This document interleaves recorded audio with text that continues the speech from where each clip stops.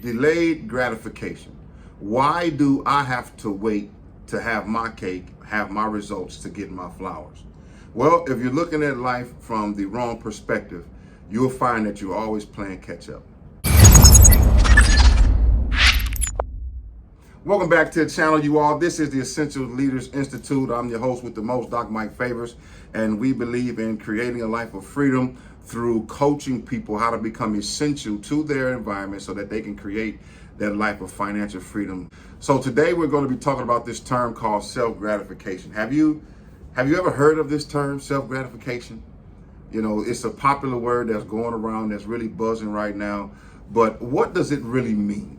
Self-gratification, you all, if you just look it up, will give you a definition something like this. It means to put off immediate gratification, immediate results for a later date because you understand the bigger picture.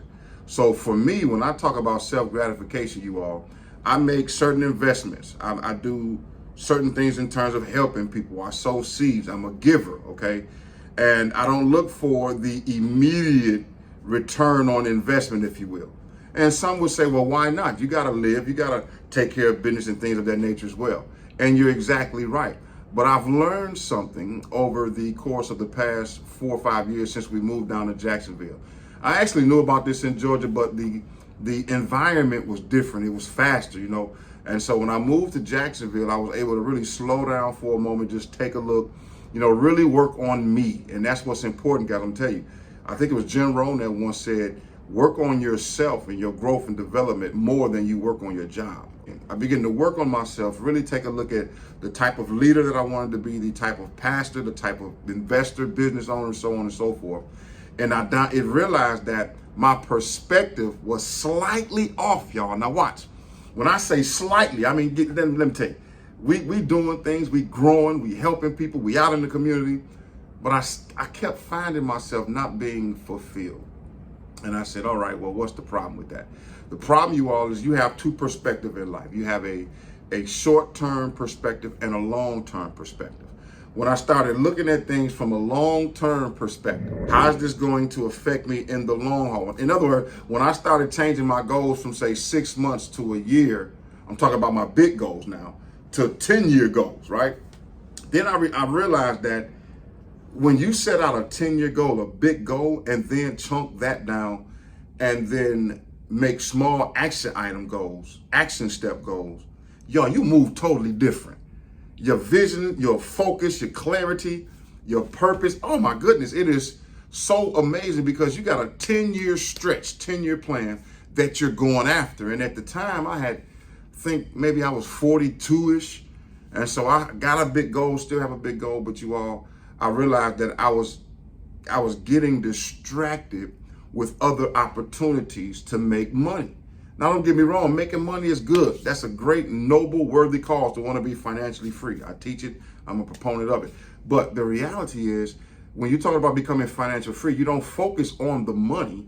You focus on the person who you have to become. That is why when we talk about C-type goals, big type goals, you all, that is why you have to change and you grow into it. Big goals are stretching goals. Okay, think about this for a moment. Very interesting concept. If you have a big goal and you're not stretching, which means you're not going, you're going through a kind of uncomfortable phase, then it's not necessarily a big goal. Because an A-type goal is something that you already know how to do. A B-type goal is something that you think you could do.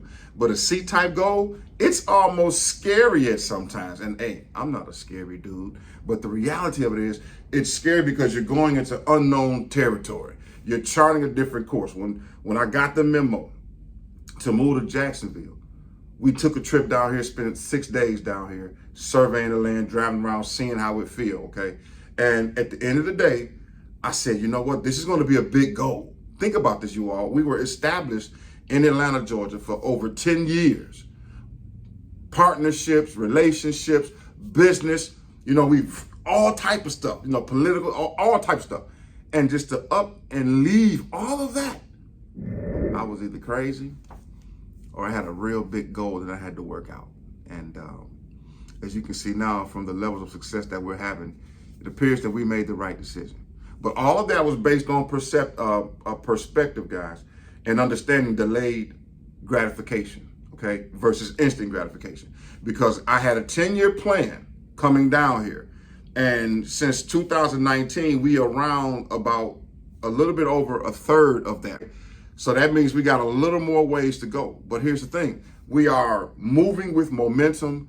We're experiencing different levels of success because we have a definite aim.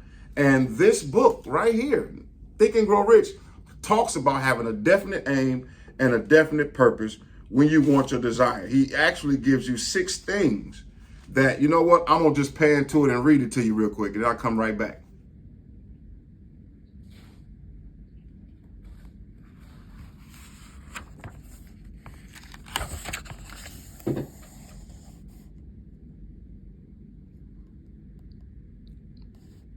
Fix in your mind the exact amount of money you desire. It is not sufficient merely to say, I want plenty of money. Be definite as to the amount. There is a psychological reason for definiteness, which will be described in a subsequent chapter. Step 2. Determine exactly what you intend to give in return for the money you desire. There is no such reality as something for nothing. Step 3. Establish a definite date when you intend to possess the money you desire. Step 4. Create a definite plan for carrying out your desire and begin at once, whether you are ready or not, to put this plan into action. Step 5. Write out a clear, concise statement of the amount of money you intend to acquire. Name the time limit for its acquisition. State what you intend to give in return for the money, and describe clearly the plan through which you intend to accumulate it. And step 6, read your written statement out loud twice daily, once just before retiring at night and once after arising in the morning. As you read, see it and feel it and believe yourself already in possession of the money.